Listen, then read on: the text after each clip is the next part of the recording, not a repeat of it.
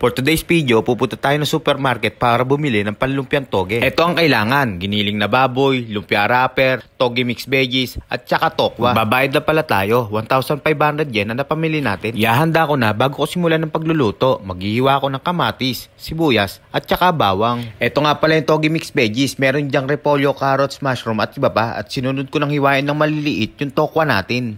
Charan! At pagkatapos ko na ma-prepare, naglagay na ako ng mantika. Ginisa ko na ang kamatis, sibuyas, bawang at sinunod ko yung pork giniling natin. At halo-halo lang. Tapos sinunod ko na rin yung mixed veggies. Nilagyan ko na rin ng pampalasa, magic sarap, paminta, bechin, patis at oyster sauce. Huli ko nilagay ang tokwa para hindi madurog at pagkaluto, drainain ko na para matanggal ang excess na sarsa. Habang si Tanya, tinikman niya kung masarap daw ang luto ng tatay niya. At syempre, kailangan na natin ibalot yan sa lumpia wrapper. At nang maibalot lang at naubos ang wrapper, ayun si Tanya, mukhang nasarapan, kinain yung sumobra. At sisimulan na nga ng kitchen model natin ang pagluluto. At nang maluto na nga lahat ng lumpia, syempre, ternuhan mo ng masarap na suka na medyo maanghang at lapagan mo na rin ng namabir. Cheers para sa tagumpay. At ang mga bata, syempre, kumakain na rin. Si Tanya, si Aiko, yun o, tinikman niya na o.